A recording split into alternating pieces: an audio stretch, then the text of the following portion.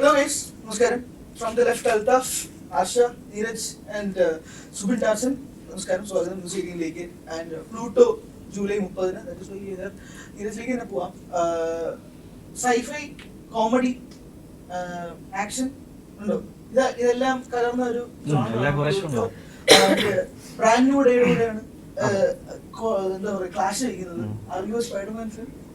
Of course I am a Spider-Man fan. അപ്പൊ ഈ clash കഴിക്കുമ്പോൾ ഈ ക്ലാഷ് വെച്ചാൽ അവർക്ക് അറിയാന്നുള്ള കാര്യം കൂടി നമുക്കറിയാലോ. സ്പൈഡർമാൻ ഈഗോ അടിക്കും. പുള്ളിയോട് ടെൻഷൻ അടിച്ചിരിക്കുകയാണെങ്കിൽ നീരജിലെന്ത് പണിയാണ് ഒന്നുമില്ല എന്റെ പടം.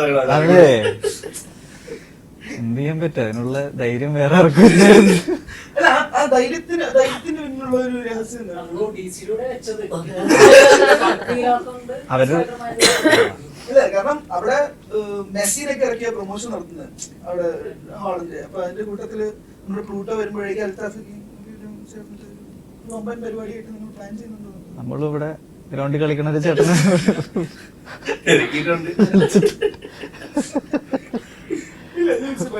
പ്ലൂട്ടോ എന്താ ഓഫർ ചെയ്യുന്നത്? അല്ല, ഇതൊരു ഇതിനകത്തൊരു എക്സ്പെരിമെന്റൽ ആംഗിൾ ഉണ്ട്. പക്ഷെ ഇതൊരു എന്റർടൈനർ മൂവിയാണ്. നമുക്ക് പടം കൃത്യമായി പണി തീർന്നു വന്നപ്പോൾ ഒരു സ്ലോട്ട് അത്രേ ഉള്ളൂ. സ്പൈഡർമാൻ ആണ് അന്നേരം അവിടെ ഉള്ളത് എന്നുള്ളതിനപ്പുറത്ത് വേറെ അതൊരു കോയിൻസിഡൻസ്. ഡിസ്കഷൻ ഉണ്ടായിരുന്നു, അങ്ങനെ ഒരു പടം ഇറങ്ങുന്നുണ്ട് എന്റെ കൂട്ടത്തിലാണ് തമ്മിൽ ചർച്ചയോ ഡിസ്കഷനോ? അത് ഞാൻ ചോദിച്ചിരുന്നു പ്രൊഡ്യൂസേഴ്സ്. അവര് പ്രത്യേകിച്ച് ഒന്നും പറഞ്ഞില്ല. ഏറ്റവും നല്ല സ്ലോട്ട് അതാണ് എന്ന് പറഞ്ഞു. നീ പറഞ്ഞ പോലെ ഒരു അതർ ലാംഗ്വേജ് മൂവിയാണല്ലോ, നമ്മളത് പ്രൈമറിലി മലയാളം പടമാണല്ലോ. അപ്പം അതൊരു ആദ്യത്തെ ഒരു റിലീസ് ഡേന്റെ ഹൈപ്പ് എന്നുള്ളതിനപ്പുറത്ത് രണ്ട് ഓഡിയൻസ് ആയിരിക്കും. അപ്പൊ അത് നമ്മളെങ്ങനെ ബാധിക്കുന്നു നമുക്ക് തോന്നുന്നില്ല. പിന്നെ ഇത് രസമാണ്, അങ്ങനെ ഒരു മാർവലിന്റെ ഒരു യൂണിവേഴ്സിന്റെ ഒരു സൈഡിൽ കൂടെ പോകുമ്പോൾ അതിന്റെ ഒരു എലമെന്റ് എവിടെയോ നമ്മുടെ പടത്തിലുണ്ട്. അതെ അതെ അതെ. അപ്പോ ആ ഒരു സൈഫൈ പടങ്ങളിൽ one of the earliest movies ആവുക എന്നുള്ളതായിരുന്നു നമ്മുടെ ഒരു ആഗ്രഹം. അപ്പൊ അങ്ങനത്തെ കോൺസെപ്റ്റ് പടങ്ങൾ പലതും വരുന്നുണ്ട്. അപ്പൊ ആ കൂട്ടത്തിലെ ആദ്യത്തെ ഒരു പടമാവുക എന്നുള്ളൊരു ആംഗിള് നമുക്കുണ്ടായിരുന്നു. അല്ല, അതിന് മുന്നേ വേറെ അങ്ങനെ അധികം പടങ്ങൾ വന്നിട്ടുണ്ടോ സൈഫൈ ജോണറിൽ?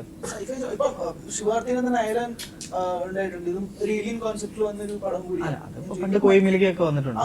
മലയാളത്തിൽ അങ്ങനെ ഒരു ഇല്ലെന്ന് തോന്നുന്നു.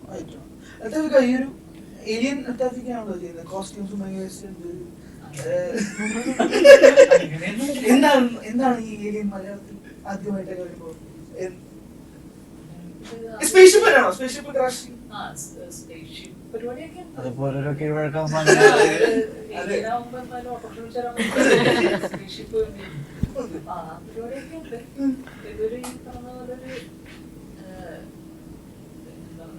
എല്ലാവർക്കും കാണാൻ പറ്റുന്ന ഒരു എന്റർടൈനർ ഒരു സിനിമയാണ്. നമ്മൾ ഫൺ രീതിയിൽ തന്നെ എടുത്തേക്കുന്നത്. സയൻസ് പഠിച്ചിട്ട് വരുന്ന നല്ല സമാധാനപരമായിട്ട് സയൻസ് അധികം പഠിക്കാത്തയായിരിക്കും. പക്ഷെ തമിഴ് ചെയ്തു, മലയാളം ചെയ്യുന്നു, എങ്ങനെയുണ്ട് ഇതിന്റെ ഇൻഡസ്ട്രി ഡിഫറൻസസ് എങ്ങനെയുണ്ട്? ഭയങ്കര വലിയ ഡിഫറൻസ് ഒന്നുമില്ല എല്ലാവരുടെയും. ഞാൻ അതെ, അവിടെ മറ്റേ വത്തക്കുഴമ്പ്, ഇവിടെ സാമ്പാർ, അങ്ങനെ ചുമ്മാ ഫുഡിന്റെ ഇത് വെച്ചിട്ട് പറഞ്ഞാ അങ്ങനെയല്ല. ഞാൻ വർക്ക് ചെയ്ത സെറ്റ്സ് ഒക്കെ എനിക്കെല്ലാം ഒരേപോലെ തന്നെയായിരുന്നു. ചെറിയൊരു ഹൈറാർക്കിയുടെ ഒരു ഡിഫറൻസ് ഉണ്ടെന്നുള്ള അല്ലാതെ വേറൊന്നും അവിടെ അങ്ങനെയുള്ളൂ. ബാക്കിയെല്ലാം ഒരേപോലെ തന്നെ. അതെ, ഇവിടെ പാവം കുട്ടി. തിരിച്ചാണോ ഉദ്ദേശിച്ചത്? അങ്ങനെയല്ല, അവിടെ സെറ്റ്സിൽ പൊതുവെ ഒരു ഹൈറാർക്കി പരിപാടി ഉണ്ട്. അതേ ഉള്ളൂ ഒരു ഡിഫറൻസ് ആയിട്ട് തോന്നിയിട്ടില്ല. ബാക്കിയെല്ലാം നമ്മളിപ്പോ ഞാൻ വർക്ക് ചെയ്ത ആൾക്കാരെല്ലാം നമ്മൾ മലയാളമൊക്കെ പോലെ തന്നെ വളരെ നല്ല. ഈ ഹൈറാർക്കിയിൽ ക്ലാരിഫിക്കേഷൻ എടുത്തത് എങ്ങനെ, ഏത് രീതിയിൽ ആണ് ഈ ഹൈറാർക്കി എന്ന ടേം യൂസ് ചെയ്യാൻ പറ്റുന്നത്?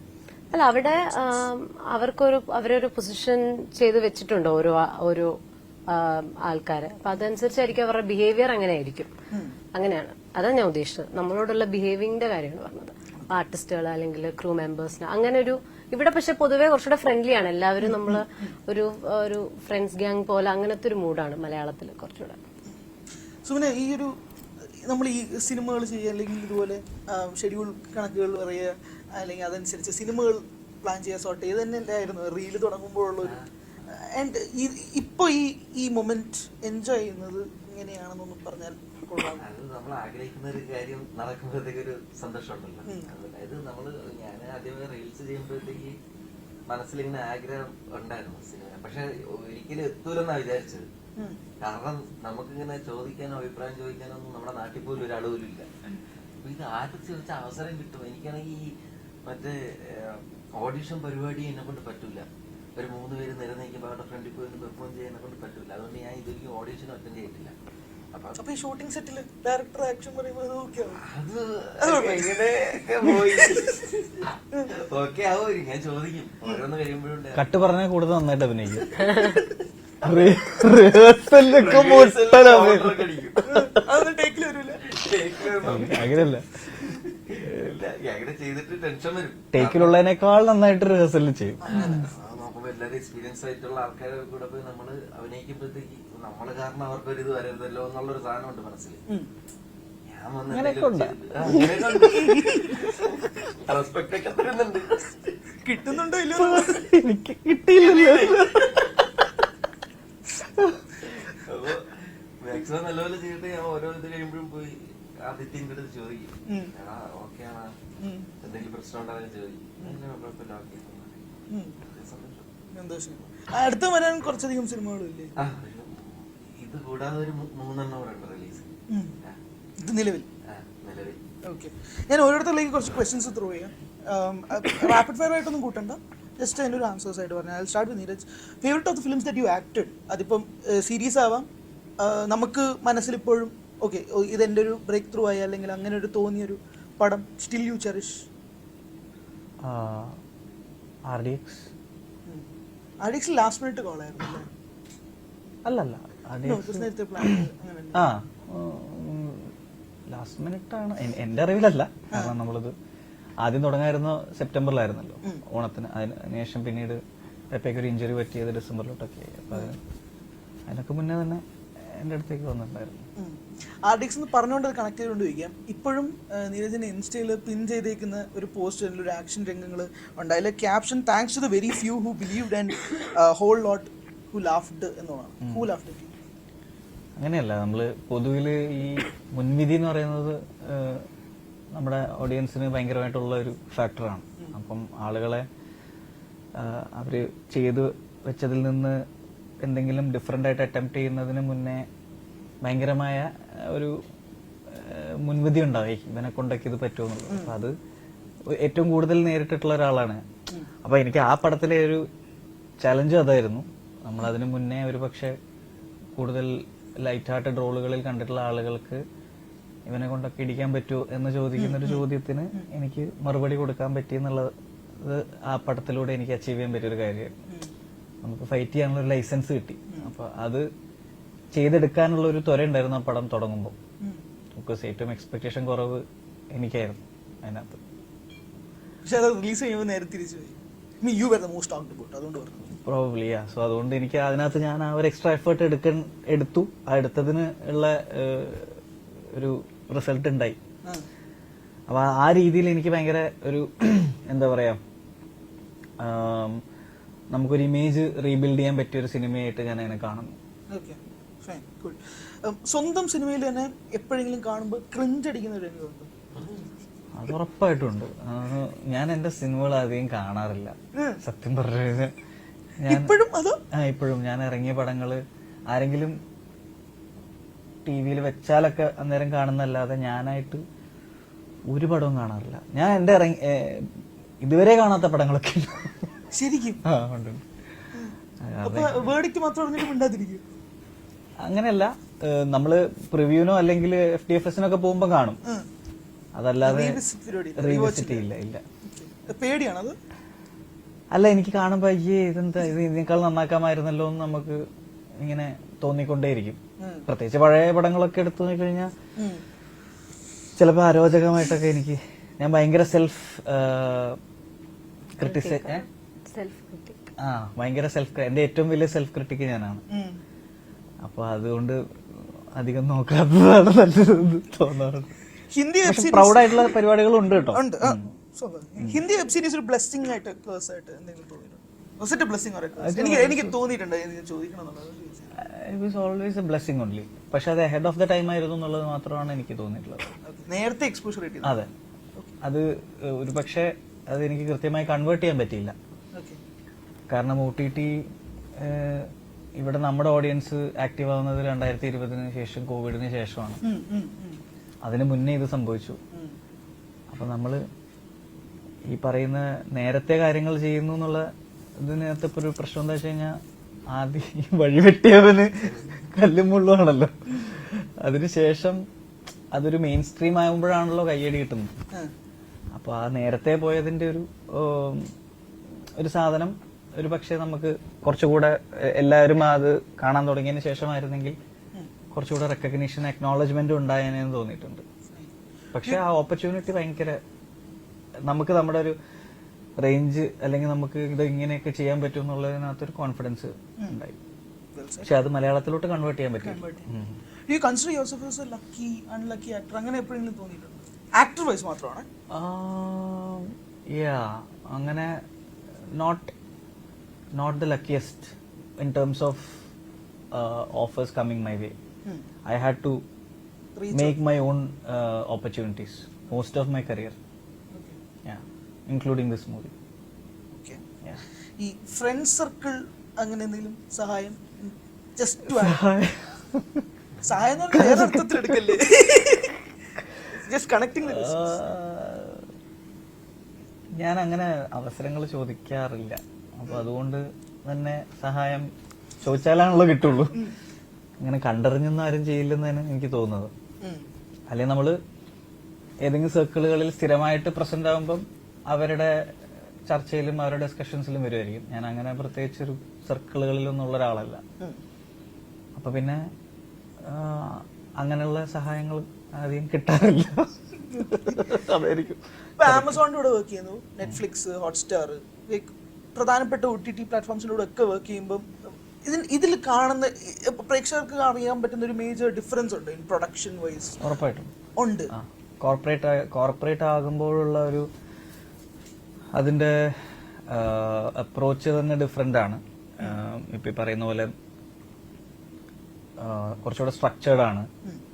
കുറെ ലേയേഴ്സ് ഓഫ് കമ്മ്യൂണിക്കേഷൻ ഉണ്ട്. പിന്നെ ഇപ്പൊ ഞാൻ പറഞ്ഞില്ല, ഞാൻ ആദ്യമായിട്ടൊന്നും അറിയില്ല, ഒരു പ്രോപ്പർ ടേബിൾ റീഡ്, അതേപോലെ ഒരു പ്രോപ്പർ കോൾ ഷീറ്റ് എന്ന് പറയുന്ന സാധനങ്ങൾ നേരിട്ട് അനുഭവിക്കുന്നത് ഹിന്ദിയിലാണ്.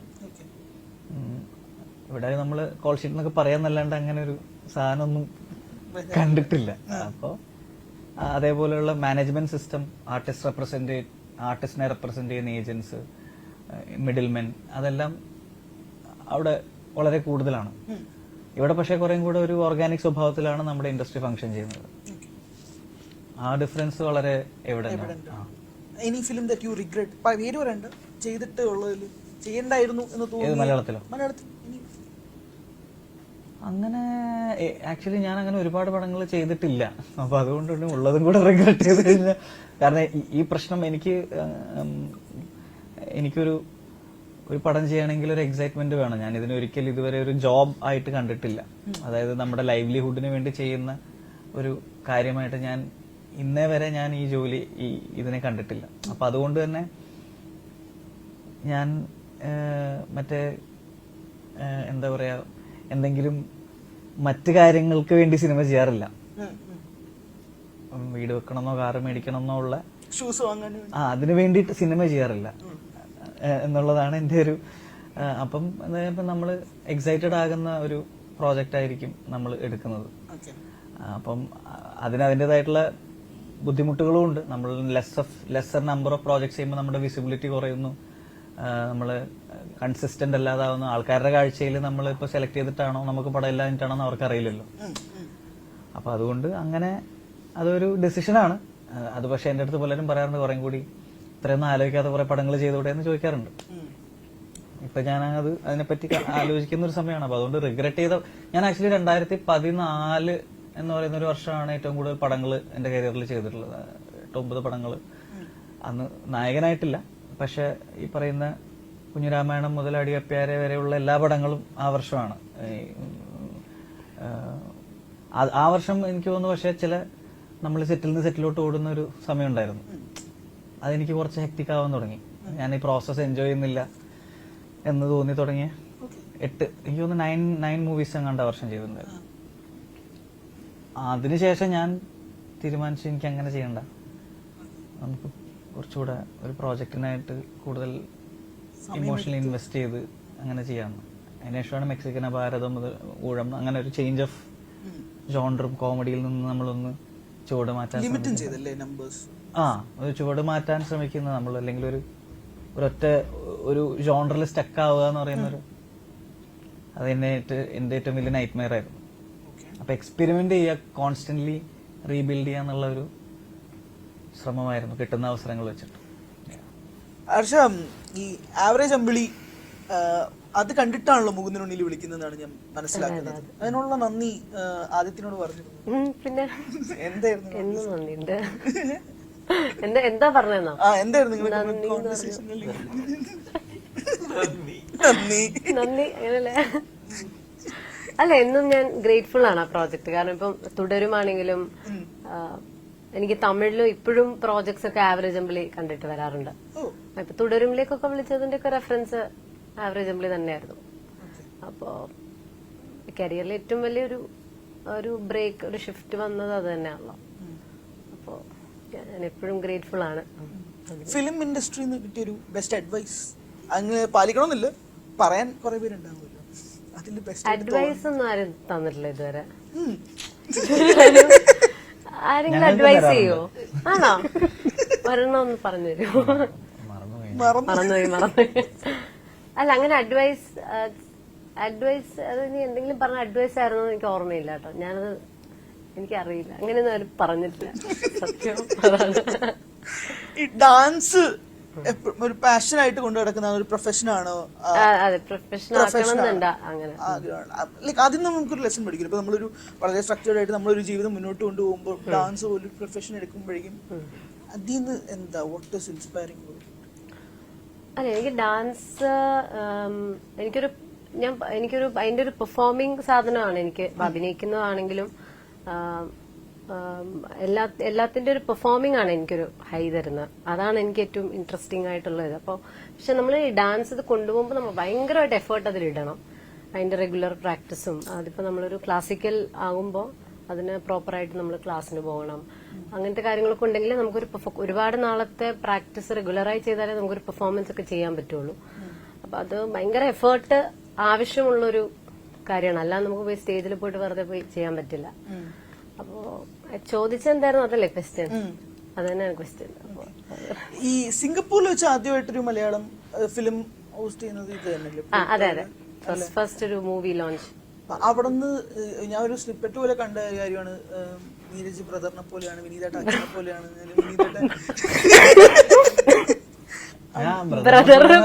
മകനെ പോലെയാണ്.